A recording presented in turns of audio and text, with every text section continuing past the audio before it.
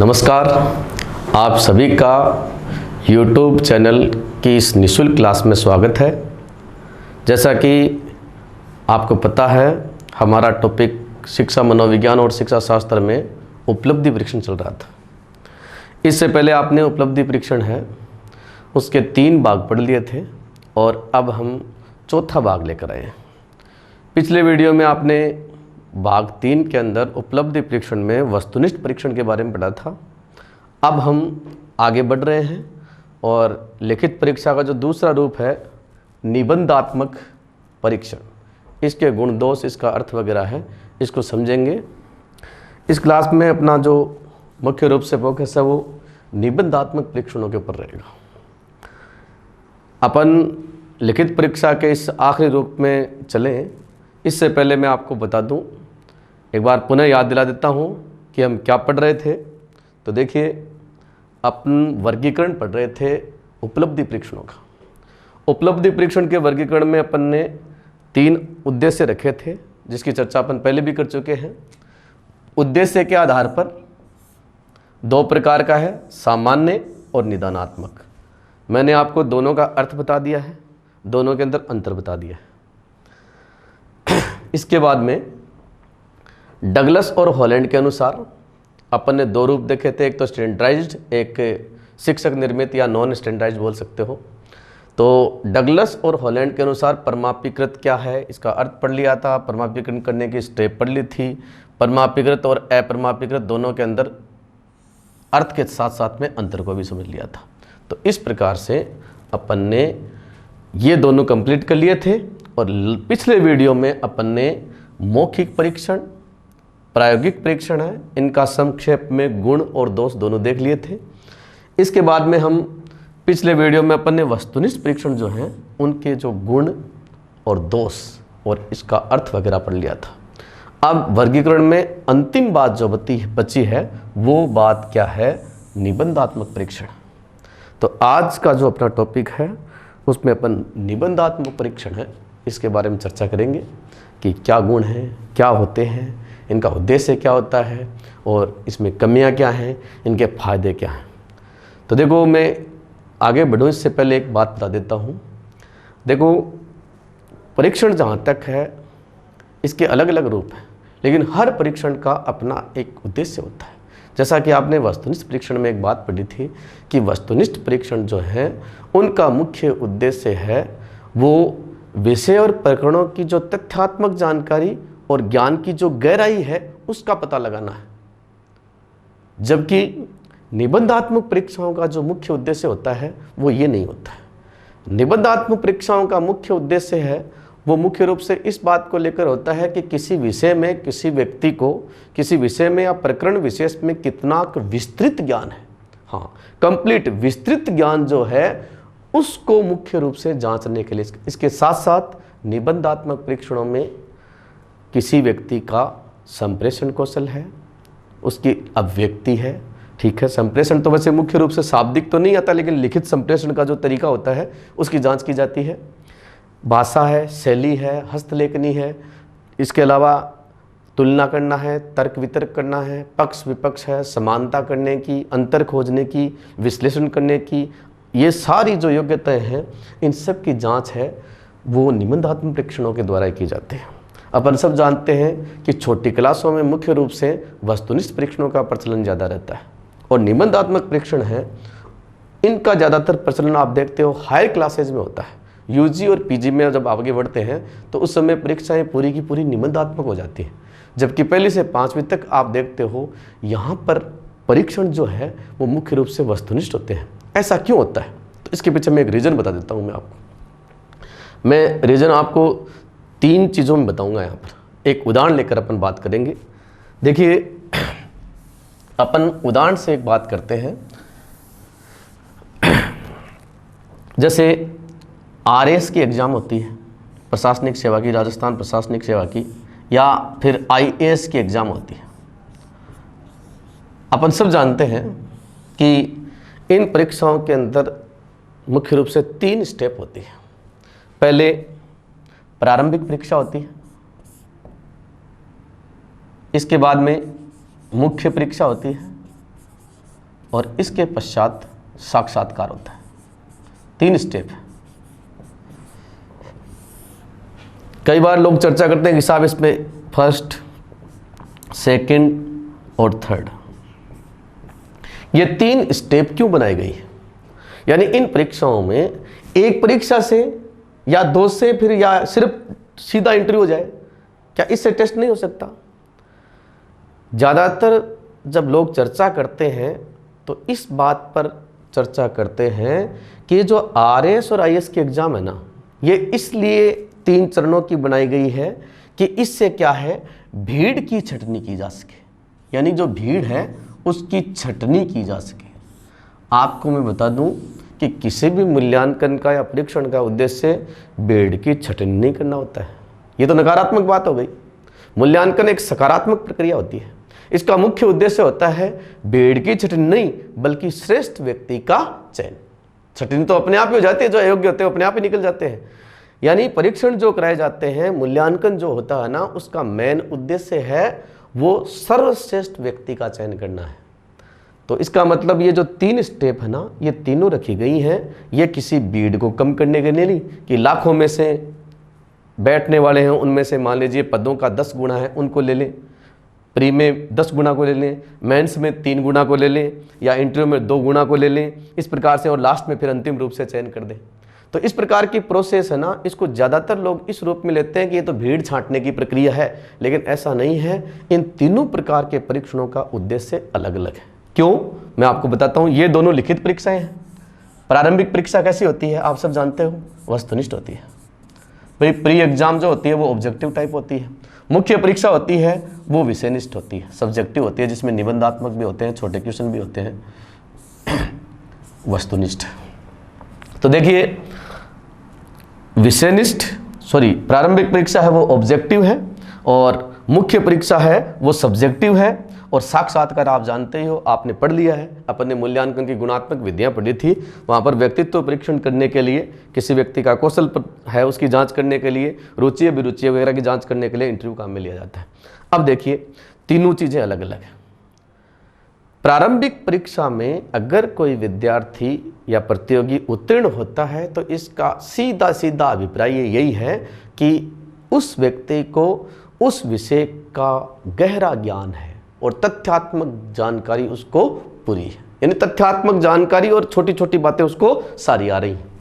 जैसे ही वस्तुनिष्ठ परीक्षा पास करता है उसके बाद में मुख्य परीक्षा में आता है। मुख्य परीक्षा का उद्देश्य मैंने आपको बताया था, आलोचना, समालोचना, अभिव्यक्ति है, भाषा है, शैली है, ठीक है, और इसके साथ साथ विषय का विस्तृत ज्ञान कितना है। यानी यहाँ पर 20 शब्दों में भी बात पूछी जाती है, 50 शब्दों में भी पूछी जाती है, और 500 शब्दों में पूछी जाती है। RS मुख्य परीक्षा में पहले 50 नंबर का हिंदी का निबंध आता था, तो वो जो निबंध था वो 50 नंबर का होता था। उसकी जांच, यानी उसका उद्देश्य क्या है कि आप किसी चीज पर 10 या 20 पेज तक लिख सकते हो क्या, आपको पूरा ज्ञान है क्या उस चीज का। तो विस्तृत ज्ञान की जांच करने के लिए मुख्य परीक्षाओं का आयोजन। इसके साथ साथ में आपकी हस्तलेखनी है, अभिव्यक्ति है, भाषा है, शैली है, आलोचना, समालोचना, तर्क, वितर्क, ये सारी जो चीजें होती ना वो भी जांच हो जाती है साथ साथ। और इंटरव्यू आप सब जानते ही हो, लास्ट में इंटरव्यू का उद्देश्य ज्ञान का पता लगाना नहीं है। ज्ञान का पता तो चल गया आपको, क्योंकि आपने 2 लिखित परीक्षाएं दी हैं। इससे इस बात को तो आपको अच्छी तरह से साबित कर दिया है कि आपको विषय का गहरा ज्ञान भी है और आपको विषय का विस्तृत ज्ञान भी है। साक्षात्कार में आपको विषय के बारे में नहीं बल्कि आपके व्यक्तित्व के बारे में पूछेंगे। आप जिस व्यवसाय में जा रहे हो, चाहे प्रशासनिक अधिकारी हो, चाहे शिक्षक हो, आप जिस क्षेत्र में जा रहे हो, जिस पद पर जा रहे हो, क्या आपका व्यक्तित्व, आपके व्यक्तिगत गुण वो उस पद के अनुकूल है या नहीं, और उस पद की कार्य दक्षता भी है या नहीं। कई बार इंटरव्यू के अंदर क्या है, जो आपका संबंधित कार्य होता है ना, उसको करके दिखाने के लिए भी कहते हैं। जैसे school lecture, college lecture exam में इंटरव्यू बोर्ड है, कई बार टॉपिक देख के और ब्लैक बोर्ड सामने होता है, उसके ऊपर ये जो अभ्यर्थी होते हैं उसको भेजता है कि साहब हमें एक टॉपिक देखकर यानी पढ़ाकर दिखाइए, किस प्रकार से आप पढ़ाते हो, आपका टीचिंग कौशल कैसा है। तो कौशल, व्यक्तिगत गुण, इन सब चीज़ों की जाँच कहाँ होती है, साक्षात्कार में। तो एक बात का ध्यान रखिएगा, चाहे मौखिक परीक्षण हो, चाहे प्रायोगिक परीक्षण हो, चाहे वस्तुनिष्ठ हो, चाहे निबंधात्मक, सबका अपना उद्देश्य होता है। जो तीनों चीज़ों में पारंगत है ना, श्रेष्ठ है वो ही व्यक्ति अंतिम रूप से चयनित होता है। तो इसका अभिप्राय ये है, अगर हम मान लीजिए मुख्य परीक्षा में फेल हो गए तो इसका मतलब ये समझ लीजिए कि आपको विषय का पूरा ज्ञान नहीं है। आपकी तार्किक क्षमता, संश्लेषण, विश्लेषण, आलोचना, समालोचना करने की योग्यता है, उसमें कुछ न कुछ कमी है। और अगर आप साक्षात्कार में बाहर निकल रहे हो तो इसका मतलब ये नहीं है कि लोग रिश्वत से सिलेक्ट हो रहे हैं। इसका मतलब ये है कि आपका व्यक्तित्व है वो उतना प्रभावशाली नहीं है जितना इस पद के लिए वांछित है। निश्चित रूप से आप में कोई न कोई, आपके व्यक्तित्व में कोई भी कमी हो सकती है, आपके कौशल प्रदर्शन में कोई कमी हो सकती है। तो देखिए, हर प्रकार के परीक्षण का एक मुख्य रूप से देखें तो उद्देश्य होता है। ठीक है, तो देखिए अपन ने बात अभी तो इस पर ही चर्चा करी है कि साहब ये अलग अलग प्रकार के परीक्षण होते हैं ना, इनकी आवश्यकता क्यों पड़ती है, तरह तरह के परीक्षण है, इनकी जरूरत क्यों है, एक ही परीक्षा क्यों नहीं होती। अब एक चीज और सुन लीजिए, अब बात जैसे वस्तुनिष्ठ और निबंधात्मक पर चलेगी तो वस्तुनिष्ठ और निबंधात्मक पर चलेगी तो फिर ऐसा क्या है कि कुछ लेवल पर तो वस्तुनिष्ठ परीक्षाएं वो ज़्यादा लोकप्रिय हैं और कुछ लेवल ऐसे हैं जिनके ऊपर निबंधात्मक परीक्षाओं का ज़्यादा प्रचलन। ये निबंधात्मक परीक्षाएं हैं वो 5वीं तक के बच्चों की क्यों नहीं होती, यूजी पीजी में क्यों होती है, एमए में बीए में क्यों होती है, और एमए वालों की और बीए वालों की जो है वो ऑब्जेक्टिव एग्जाम बहुत कम होती है, डिस्क्रिप्टिव ज़्यादा होती है, लिखना ज़्यादा पड़ता है। तो ऐसा क्यों होता है, इसके पीछे एक शिक्षा शास्त्री है जिनको बोलते हैं हर्बर्ट, मॉरिसन और हंट।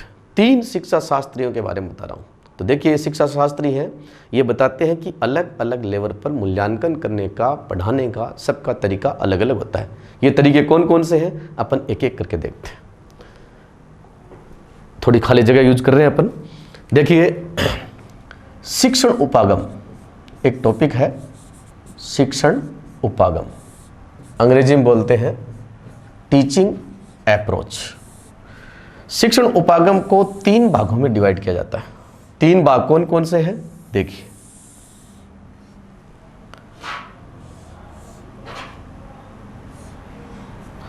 पहला भाग देखिए, पहले पर अपन लेंगे प्राथमिक स्तर,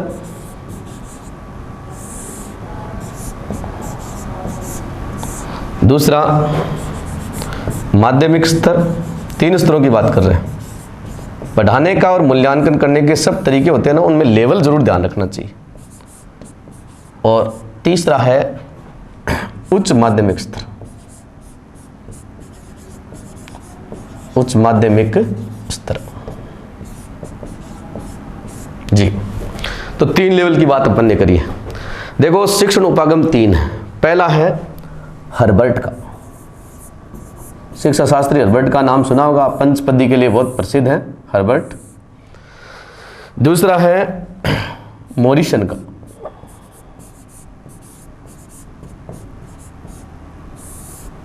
और तीसरा है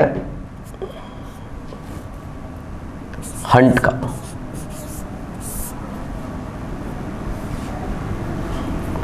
हंट जी, ध्यान रखिएगा।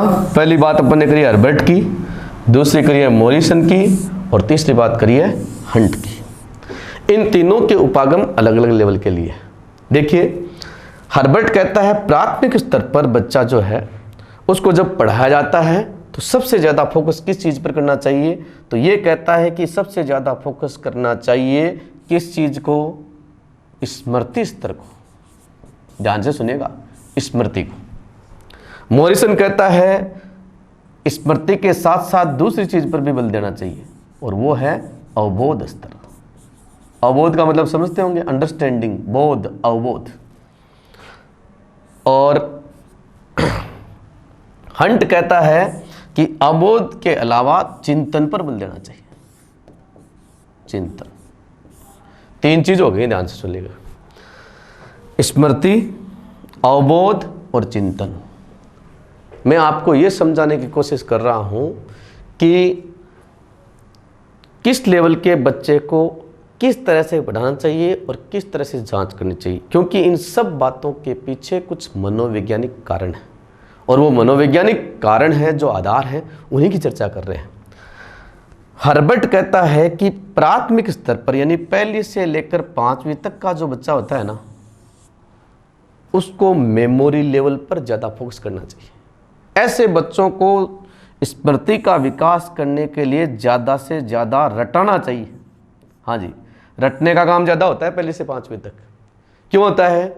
अपन सब जानते हैं, पहली से 5वीं तक के बच्चे हैं उनको अपन मेमोरी लेवल पर ज़्यादा फोकस करते हैं, हर बात उनको रटाते हैं। क्यों? क्योंकि उनमें अवबोध की क्षमता नहीं होती। अगर आप ये चाहते हो कि मैं तीसरी क्लास में जाके और कोई साइंस की या मैथ की कंसेप्ट क्लियर कर दूं, नहीं होगी। पहली, दूसरी, तीसरी क्लास, ये जो क्लासें होती है ना, यहाँ पर बच्चे में अंडरस्टैंडिंग नहीं होती है। यहाँ पर बच्चा केवल अनुकरण कर सकता है, आवृत्ति कर सकता है, नकल कर सकता है बार बार, और उसी से किसी चीज़ को सीख सकता है।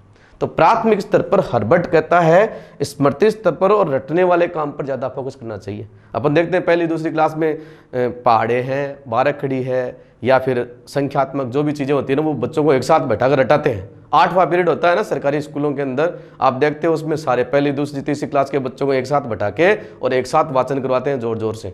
तो वो वाचन जो करवाया जाता है वो स्मृति स्तर पर है, क्योंकि ऐसे बच्चों को रटने से याद हो जाता है। लेकिन माध्यमिक स्तर पर अगर बच्चा आ जाता है ना, भाई 9वीं 10वीं में पढ़ने वाला बच्चा है ना, उसको रटने वाला काम बंद कर देना चाहिए। क्यों?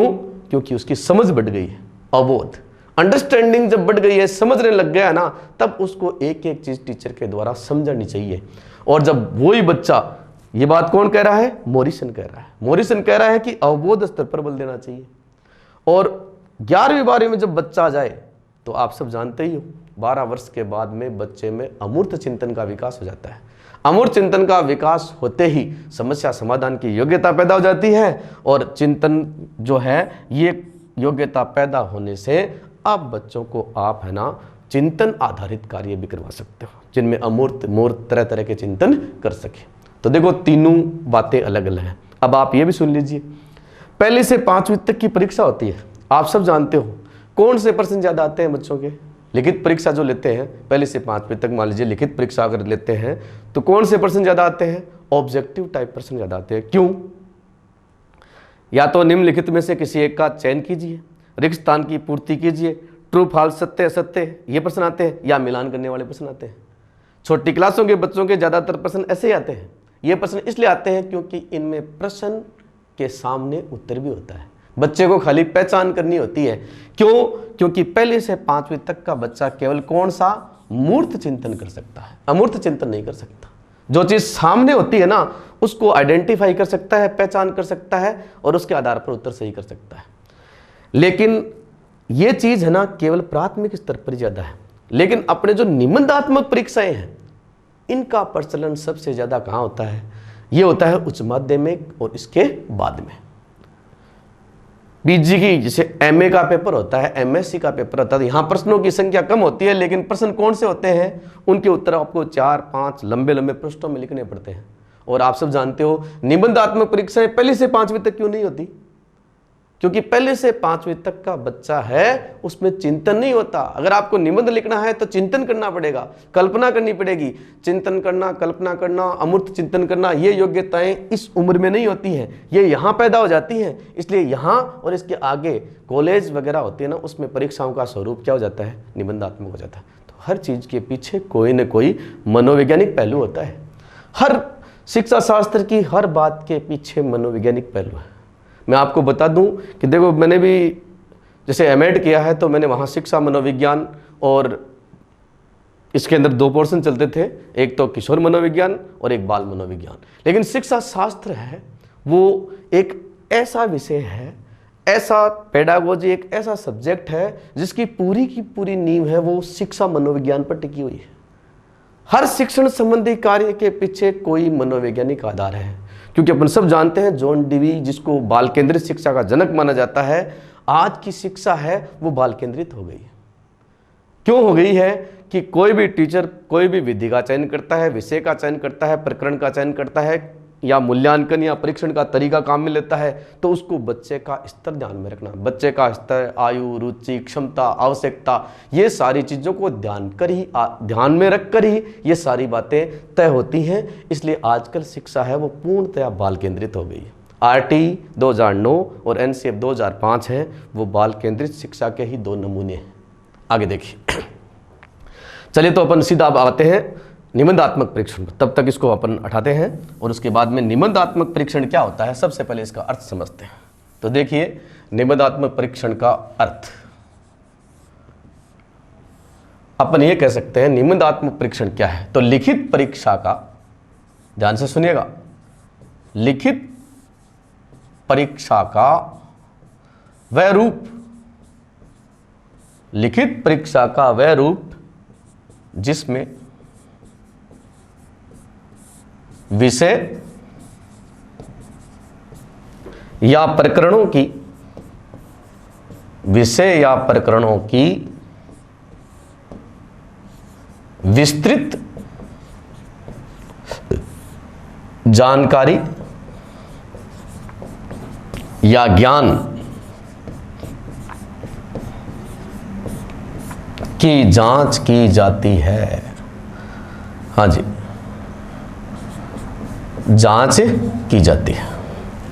दोबारा सुन लीजिए, निबंधात्मक परीक्षा लिखित परीक्षा का ही एक रूप है, लेकिन वो रूप है जिसके अंदर किसी विषय या जो प्रकरण होते हैं ना, उनकी विस्तृत जानकारी या विस्तृत ज्ञान है, उसकी जांच होती है। इसके साथ साथ में इनकी एक खास बात और है, ये परीक्षण भाषा, शैली, हस्तलेखन, लिखित अभिव्यक्ति,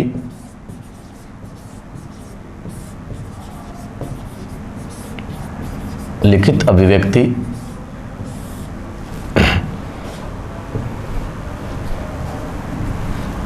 चिंतन, तार्किक योग्यता, वर्गीकरण, तुलना, समानता, संश्लेषण, विश्लेषण,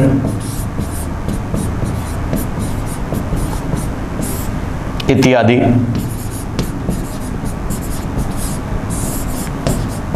सभी बातों की जांच करते हैं और साथ साथ विकसित भी करते हैं इनको। अब पूरा देख लीजिए एक बार, निबंधात्मक परीक्षणों की क्या, देखो मुख्य उद्देश्य तो क्या होता है कि ज्ञान है वो कितना है, विस्तृत, यानी विस्तृत ज्ञान की जांच करना, ये तो है ही है। इसके साथ में इसमें भाषा है, शैली है, हस्तलेखनी, हैंड राइटिंग वगैरह है, या आपकी जो लिखित अभिव्यक्ति है उसकी भी जानकारी मिल जाती है। आपकी भाषा दक्षता और भाषा कुशलता है उसके बारे में पता चलता है। इसके साथ साथ में आपकी बहुत सारी मानसिक योग्यताएं, जैसे चिंतन करना है, तर्क करना है, वर्गीकरण करना है, तुलना, समानता, अंतर, संश्लेषण, विश्लेषण, आलोचना, समालोचना, ये सारी जो योग्यताएं हैं ना, इन सब का पता अगर आपको करना है तो आपको निबंधात्मक परीक्षण काम में लेने पड़ेंगे। वस्तुनिष्ठ परीक्षणों से इन सारी बातों का पता नहीं चलता।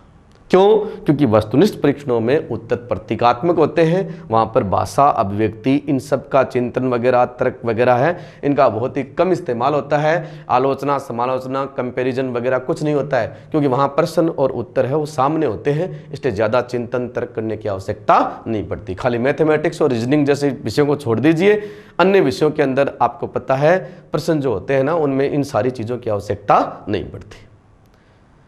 तो ये तो बात हुई निबंधात्मक परीक्षण के अर्थ की। अब अपन आगे बढ़ते हैं और इसके गुण और दोषों पर चर्चा करते हैं। तो देखिए आगे बढ़ते हैं अपन। निबंधात्मक परीक्षण का अर्थ समझने के बाद में अब इसके गुणों की बात करते हैं। तो एक एक गुण लेते हैं। आपने वस्तुनिष्ठ परीक्षण में पढ़ा था, साथ साथ में कंपैरिजन करते भी चलेंगे और एक एक बात को लेकर चल रहे हैं। पहला गुण देखिए, नंबर 1, इन परीक्षणों का पहला गुण ये है कि इनका प्रश्न पत्र निर्माण करना सरल है।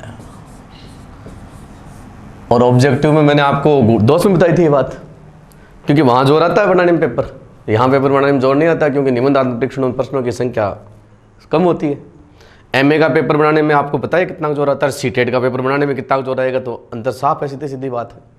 तो पेपर बनाने में ज़्यादा दिक्कत नहीं होती, इसलिए दूसरा गुण और बन जाएगा कि प्रश्न पत्र निर्माण में समय, धन और परिश्रम तीनों ही क्या लगेंगे, कम लगेंगे, क्योंकि अपने को बहुत ज़्यादा पूंजी भी निवेश नहीं करनी है, बहुत बड़े ज़्यादा कागजों की आवश्यकता वगैरह, प्रूफ रीडिंग एक्सपर्ट वगैरह नहीं चाहिए, क्योंकि पेपर अपन सब जानते हैं कि एकदम आसान सा अपन बनाते हैं, मोटे मोटे प्रश्न होते हैं। तो समय, धन और परिश्रम है, ये भी बचता है, कम लगता है, अपन ये कह सकते हैं। ठीक है। तीसरा गुण ये है कि ये जो परीक्षण होते हैं ना, इन परीक्षणों के अंदर सबसे खास बात क्या है कि इन परीक्षणों में व्यापकता का गुण होता है। व्यापकता का गुण अधिक होता है, किसकी तुलना में, वस्तुनिष्ठ की तुलना में। कैसे होता है अब ये देखिए। एक बात का ध्यान रखिएगा आप, व्यापकता दो प्रकार की होती है। व्यापकता कॉम्प्रिहेंसिवनेस दो प्रकार की होती है। एक तो कौन सी, पूरे पाठ्यक्रम को कवर करने वाली, यानी एक व्यापकता का मतलब तो ये है कि पूरे पाठ्यक्रम के सभी टॉपिकों में से प्रश्न आ सके। तो ऐसी व्यापकता तो विषय वस्तु व्यापकता तो किस में ज़्यादा होती है, वस्तुनिष्ठ परीक्षणों में होती है। लेकिन उद्देश्यों की अगर बात करेंगे ना अपन, तो अपन सिर्फ निबंधात्मक की बात नहीं करके अपन सब्जेक्टिव की उद्देश्य की बात करें तो विषयनिष्ठ या आत्मनिष्ठ या निबंधात्मक टाइप के जो परीक्षण होते हैं ना, जिनमें विस्तृत उत्तर लिखने पड़ते हैं, उनसे ज्ञान, अवबोध, कौशल, ज्ञानोपयोग, रुचि, अभिवृत्ति, इन सारी चीज़ों की जांच की जा सकती है। क्यों?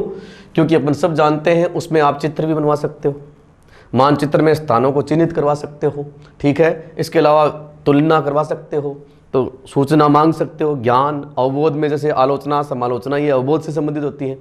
तो देखो एक बात का ध्यान रखिएगा, उद्देश्य के दृष्टिकोण से अगर देखें ना, तो निबंधात्मक परीक्षण जो होते हैं ना, उनमें व्यापकता ज़्यादा होती है, क्योंकि इनमें ज्ञान, अवबोध, कौशल, अभिवृत्ति, यानी आदमी का दृष्टिकोण वगैरह है, इन सब की जाँच हो जाती है।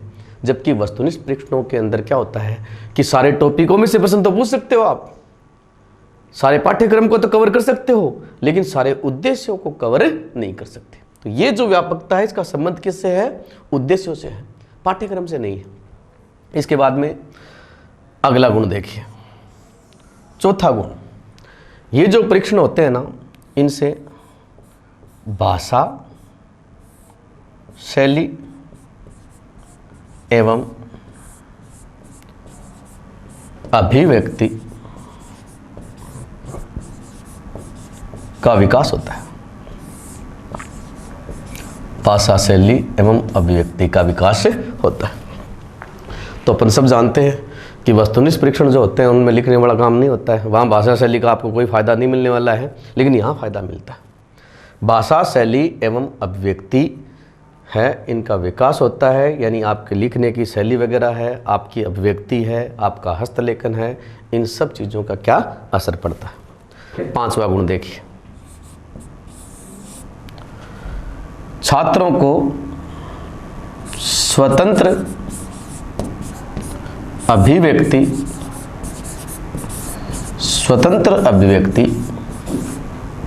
का अवसर मिलता है। हाँ जी, तो देखो खास बात क्या है, निबंधात्मक परीक्षणों की एक खास बात यह भी है कि इनमें क्या होता है कि विद्यार्थी जो होता है ना, उसको लिखने की आज़ादी होती है। अब ज़्यादा लिखना होता है तो इससे क्या है कि वो अपने विचारों को विस्तृत रूप दे सकता है, लेकिन वस्तुनिष्ठ परीक्षणों में इस प्रकार की आज़ादी नहीं होती है। वहाँ पर आपको खाली चिन्हित करना पड़ता है उत्तर को, या संकेत में करना पड़ता है उत्तर। तो एक ये भी बात है, इससे स्वतंत्र विचार प्रकट करने की योग्यता है, उसका भी विकास होता है। और इसी गुण के कारण एक गुण और पैदा होता है, छात्रों में चिंतन, तर्क, कल्पना एवं स्मृति, मेमोरी, का विकास होता है। ये भी खास बात है। चिंतन, तर्क, कल्पना एवं स्मृति का विकास होता है। क्योंकि अपन सब जानते हैं जब निबंधात्मक प्रश्न अपन लिखते हैं ना, तो उस समय आपको चिंतन की, तर्क, चिंतन, पक्ष में विपक्ष में तर्क देना है, इसकी आवश्यकता पड़ती है। कई बार इमेजिन आधारित प्रश्न भी आ जाता है कि आप गांव के सरपंच होते तो, या आप देश के प्रधानमंत्री होते तो इसमें आपको कल्पना का भी इस्तेमाल करना पड़ता है, दूसरे की जगह खुद को प्रतिस्थापित करके उसके बाद में लिखना। ऐसे ही स्मृति, आप बड़े बड़े प्रश्न हैं उनके उत्तर तैयार करते हो तो इससे आपकी मेमोरी है उसका भी विकास होता है, क्योंकि इसमें आपको पता है स्मृति आधारित लंबे उत्तर लिखने पड़ते हैं। तो देखिए, चिंतन, तर्क, कल्पना एवं स्मृति है, उसका विकास करने में भी निबंधात्मक जो परीक्षण होते हैं ना, वो लाभदायक होते हैं। ये भी इनका एक गुण है। तो देखिए 6 गुण हो गए हैं। 6 के बाद में अब अपन आगे बढ़ते हैं। आगे बढ़ते हैं और 7वां गुण देखिए। 7वां गुण है छात्रों की भाषा संबंधित कमजोरी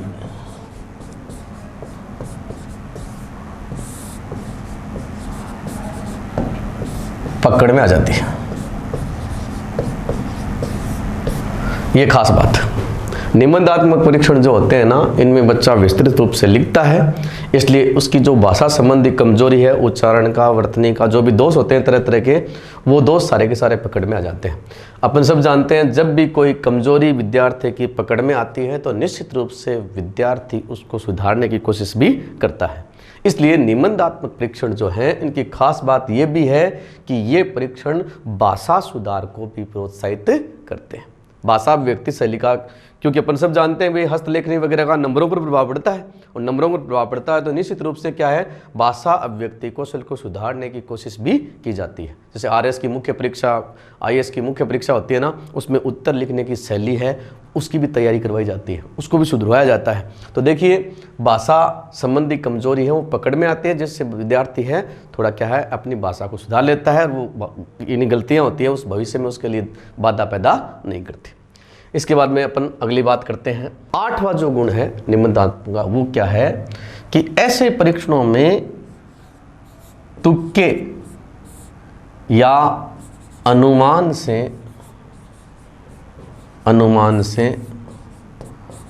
उत्तर सही नहीं होता। जी, उत्तर सही नहीं हो सकता।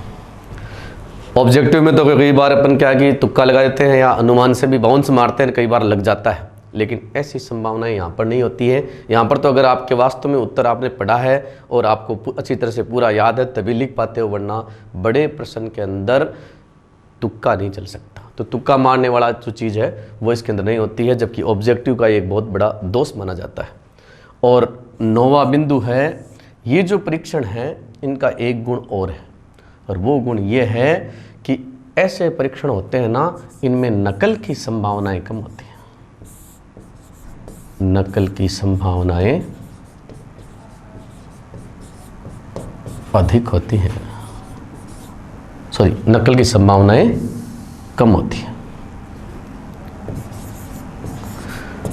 क्यों? क्योंकि इतने बड़े बड़े प्रश्नों के बड़े बड़े उत्तर हैं भाई। इन प्रश्नों के बड़े बड़े उत्तर होने के कारण नकल वाली चीज़ यहाँ पर नहीं चलती है, क्योंकि प्रश्नों के उत्तर बहुत लंबे हैं, समय साध्य होते हैं, जबकि ऑब्जेक्टिव एग्जाम होते हैं उसमें प्रतीकात्मक उत्तर होते हैं, इसलिए वहाँ पर नकल की संभावनाएं हमेशा बनी रहती है।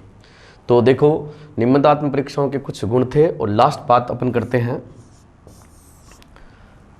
इन परीक्षणों से ज्ञानात्मक पक्ष के साथ साथ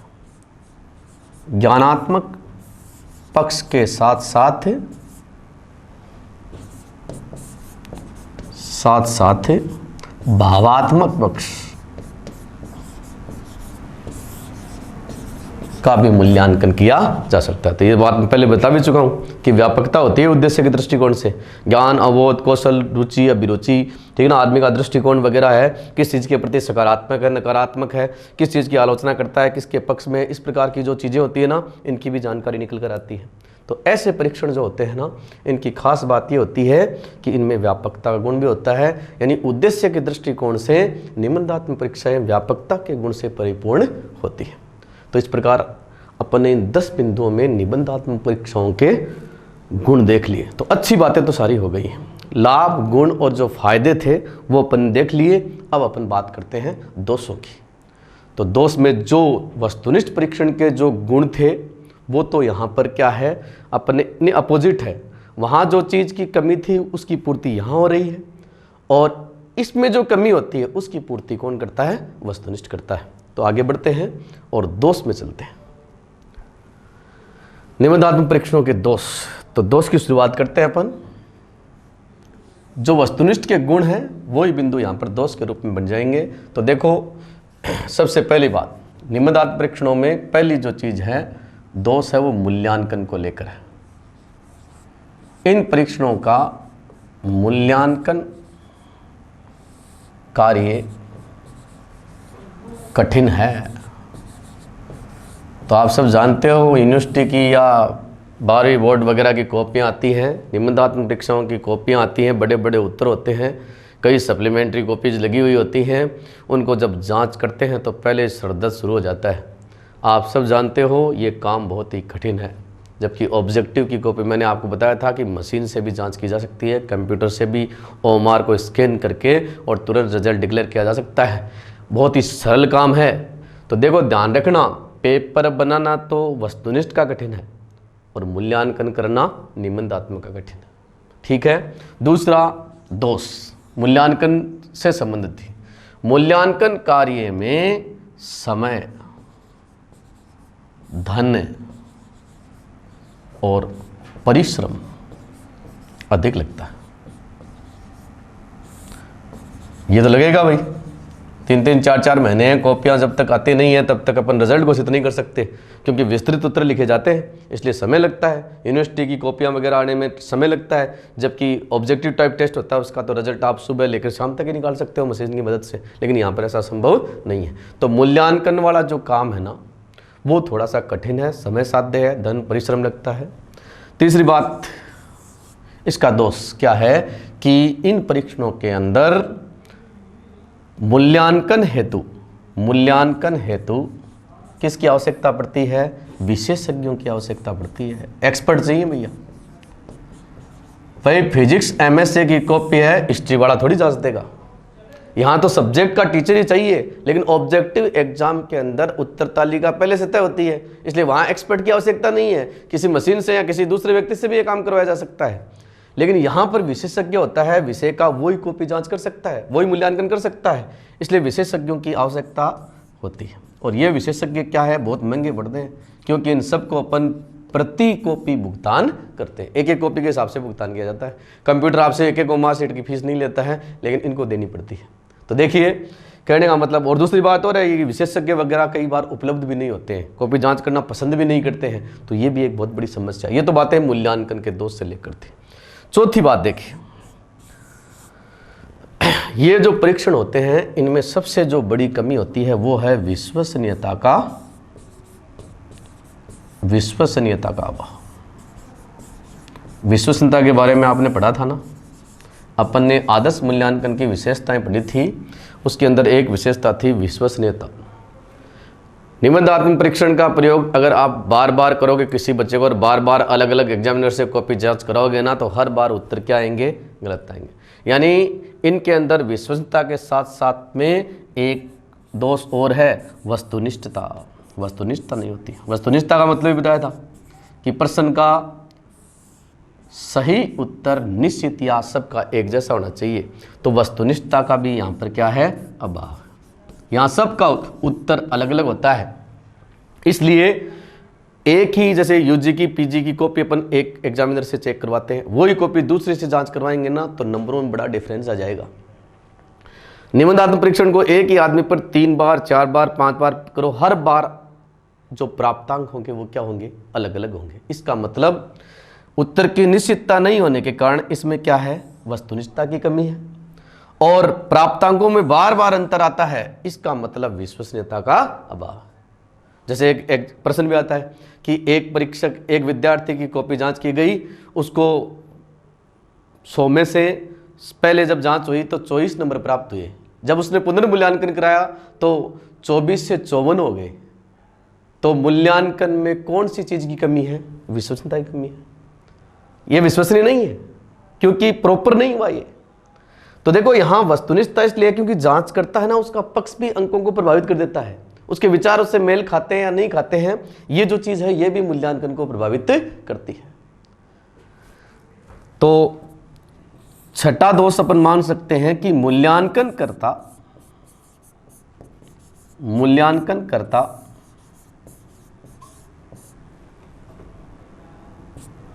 के विचार, रुचि, अभिरुचि का अंकों पर प्रभाव पड़ता है। जी, ये खास बात है। ऑब्जेक्टिव में ऐसा नहीं होता है, वस्तुनिष्ठ परीक्षण में उत्तर निश्चित होता है, इसलिए जांचकर्ता भेदभाव नहीं कर सकता। लेकिन मूल्यांकनकर्ता के जो खुद के विचार हैं, आइडियाज हैं, उसकी रुचि, अभिरुचि है, उसका मूड है, ये सारी बातें क्या है, अंकों को प्रभावित कर देती हैं। लेकिन वस्तुनिष्ठ परीक्षणों में ऐसा बिल्कुल भी नहीं होता, उनमें ये गुण है, वहां पर मूल्यांकनकर्ता का कोई बड़ा रोल नहीं होता, इसलिए वहां वस्तुनिष्ठता बनी रहती है और प्राप्तांकों में अंतर भी नहीं आता है। 6 दोष हो गए, आगे बढ़ते हैं। देखो इसमें क्या होता है कि निबंधात्मक परीक्षाओं में मूल्यांकनकर्ता का जो व्यक्तिगत पक्ष होता है ना, उसका अंकों पर असर पड़ता है, और अंकों पर असर पड़ता है ना तो आप सब जानते ही हो, एक दोष और बन जाएगा कि इन परीक्षणों में मूल्यांकनकर्ता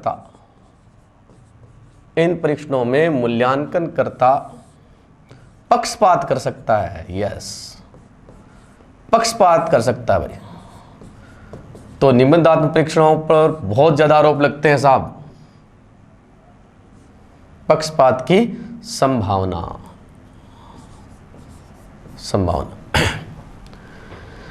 कई बार विचार मेल खा जाते हैं तो बहुत बढ़िया मार्क्स आ जाते हैं, कई बार एग्जामिनर से आपके विचार मेल नहीं खाते हैं सब्जेक्ट से संबंधित, तो कई बार आपके बहुत ही कम, जितने आने चाहिए उससे भी बहुत कम नंबर दे देता है। तो ऐसा होता है क्योंकि मूल्यांकनकर्ता का व्यक्तिगत पक्ष है, वो आपके साथ में कई बार पक्षपात करवा देता है। पहले स्कूल व्याख्याता की परीक्षा की जो होती थी वो भी निबंध इस प्रकार से लिखनी पड़ती थी, सब्जेक्टिव होती थी, ऑब्जेक्टिव टाइप नहीं होती थी। और ऐसे ही नेट की, जब हम पढ़ते थे ना, नेट की एग्जाम भी ऐसे होती थी, निबंधात्मक प्रश्न लिखने पड़ते थे, 200-200 शब्दों में 7-8 क्वेश्चन आते थे, और एक प्रश्न तो ऐसा आता था जिसका उत्तर 1000 शब्दों में देना पड़ता था। 50 नंबर का प्रश्न आता था जिसके नीचे लिखा हुआ आता था कि इस प्रश्न को अगर नहीं किया गया तो उत्तर पुस्तिका जांच नहीं की जाएगी। तो देखो कहने का मतलब ये है कि निबंधात्मक परीक्षाएं अब धीरे धीरे क्या हो रही हैं, वस्तुनिष्ठ होती जा रही हैं, विशेष रूप से प्रतियोगिता के क्षेत्र में। सरकारी नौकरी के क्षेत्र में जो परीक्षाएं होती है ना, उनमें भेदभाव होने की संभावनाएं ज़्यादा रहती हैं, इसलिए आजकल धीरे धीरे स्कूल व्याख्याता परीक्षा को भी ऑब्जेक्टिव कर दिया गया है। तो इस प्रकार से कॉलेज लेक्चर की एग्जाम होती है उसको भी ऑब्जेक्टिव कर दिया गया है, नेट की एग्जाम को भी पूरी तरह से ऑब्जेक्टिव कर दिया गया है। जबकि आपको पता है कि स्कूल व्याख्याता और कॉलेज व्याख्याता को विस्तृत बोलना पड़ता है अपने प्रकरण पर, इसलिए उनकी व्याख्यान कुशलता की जाँच होनी चाहिए, लेकिन जाँच होती नहीं है। जांच एक्चुअल में क्या है, खाली ज्ञान की तथ्यात्मकता की जांच हो रही है। जो आदमी तथ्यात्मक ज्ञान है उसके आधार पर सिलेक्ट होकर आ रहा है, तो आगे निश्चित रूप से उसके अभिव्यक्ति में कमी हो सकती है, क्योंकि आपने उसका अभिव्यक्ति कौशल या शिक्षण कौशल उसकी तो जांच नहीं करी, इंटरव्यू आपने खत्म कर दिया। तो इस प्रकार से ये जो निबंधात्मक परीक्षा है ना, इनमें पक्षपात और विश्वसनीयता पर हमेशा क्या है, प्रश्न चिन्ह लगता रहता है और पक्षपात की संभावनाएं बनी रहती है। इसके बाद में अपना बात करते हैं अगली बात कि साहब ये जो निबंधात्मक परीक्षाएं हैं, इन पर एक ही आरोप भी लगता है कि इससे विद्यार्थियों में रटने की प्रवृत्ति बढ़ती है, या रटने की प्रवृत्ति है उसको बढ़ावा मिलता है। तो ये बात तो सही है। आपने देखा होगा यूजी पीजी के एग्जाम में विशेष रूप से जब 5 प्रश्न तैयार करने होते हैं, अपन 1 वीक सीरीज है उसको रातों रात पढ़कर रटकर और उसके बाद में परीक्षा देते हैं। ठीक है, तो देखिए यहाँ पर आपको रटने की प्रवृत्ति की अपन बात करते हैं। रटने की प्रवृत्ति इसलिए है क्योंकि वहाँ लिखना पड़ता है, और लिखना पड़ता है ना, वहाँ पर आपको पता है अच्छी तरह से सब कुछ तैयार करके जाना पड़ता है। तो देखो निबंधात्मक परीक्षाओं से क्या होता है, विद्यार्थियों में रटने की प्रवृत्ति बढ़ती है, जबकि वस्तुनिष्ठ परीक्षाएं वो रटने की प्रवृत्ति को कम करती हैं, क्योंकि उसमें क्या रटने वाला लिखने वाला काम नहीं होता है, विस्तृत सिलेबस होता है। यहाँ रटने वाला काम इसलिए ज़्यादा है कि भाई 5 ही प्रश्न आते हैं पीजी में, तो इसलिए क्या कि 5 प्रश्न ही आते हैं ना, तो उनको तो रटा जा सकता है। और एक दोष और खड़ा हो जाता है इसी की वजह से, इस रटने वाली प्रवृत्ति की वजह से ही, कि विद्यार्थियों में ऐसे परीक्षण जो होते हैं ना, वो अध्ययन आदतों को कमज़ोर कर देते हैं, अध्ययन आदतों को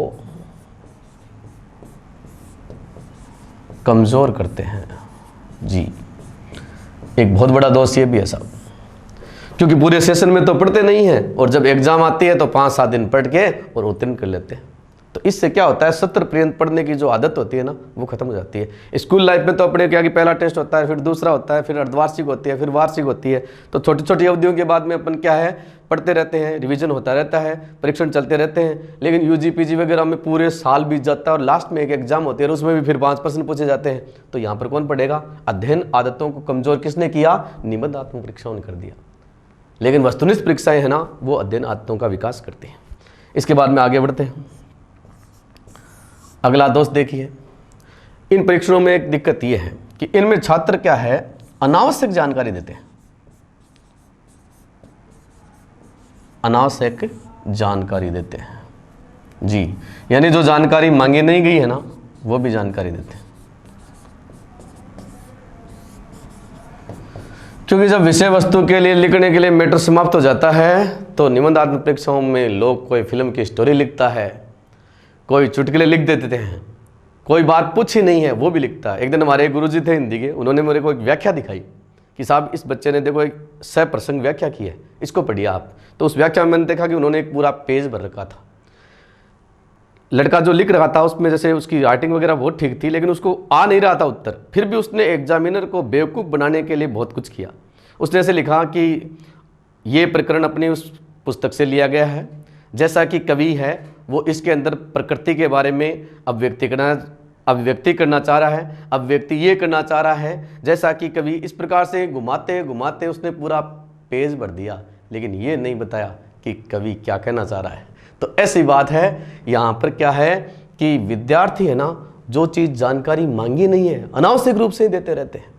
तो देखिए ये भी इसका एक बड़ा दोष है। और आपको ये भी बता दूं, एक दोष ये भी है कि साहब इन परीक्षाओं में क्या है, भाषा संबंधी कमजोरी होती है ना, भाषा संबंधित कमजोरी, जैसे हैंड राइटिंग वगैरह है, कमजोरी बाधा पैदा करती है। और बाधा पैदा नहीं करती है, अंकों को प्रभावित करती है। यस, नंबरों पर असर पड़ता है। अगर आपकी हैंड राइटिंग बहुत अच्छी नहीं है तो निबंधात्मक परीक्षाओं में आपके मार्क्स हैं उन पर भी असर पड़ सकता है। और अगर आपके मान लीजिए लिखने में दिक्कत है, स्पीड कम है, तो ये सारी चीज़ें हैं वो आपके लिए बाधा खड़ी कर सकती हैं। ऐसी बाधा वस्तुनिष्ठ में नहीं आती है। और इसके अलावा और बहुत सारे गुण जो आपने आदर्श मूल्यांकन के पढ़े थे, इसके अंदर वैधता की भी कमी होती है भाई। वैधता विश्वसनीयता की तो होती है, इसके साथ साथ में वैधता है उसकी, और एक विभेदकारिता की। विभेदकारिता ध्यान रखिएगा, विभेदकारिता भी बहुत कम होती है भाई। ये दोनों चीज़ कम होती हैं, ऑब्जेक्टिव में ज़्यादा होती है, विभेदकारिता तो ऐसे कम होती है। आप बताइए, जैसे एमए है, हिस्ट्री से एमए करने वाले जो जितने भी यूनिवर्सिटी के स्टूडेंट होते हैं, उन्होंने क्या किया, उनके परसेंटेज क्या रहते हैं, 50 से लेकर 60 के बीच में। एग्जाम में अगर 1 लाख बैठते हैं ना, तो उन 1 लाख में से लगभग 99,000 जो होते हैं ना, उनकी हालत ये होती है कि वो 50 से लेकर 60% के बीच में होते हैं। 50 से कम वाले भी बहुत कम हैं, ठीक है ना, और 60 से ऊपर वाले भी बहुत कम होते हैं। इसका मतलब क्या है, विभेदकारिता ज़्यादा नहीं है, थोड़े से अंकों में ही। जबकि ऑब्जेक्टिव एग्जाम होती है ना, उसमें कैंडिडेट ऐसे होते हैं जिनके एक के तो 200 में से 192 आ रहे हैं, और एक ऐसा है जिसके माइनस में 8 नंबर आ रहे हैं। कितना डिफरेंस पैदा हो गया।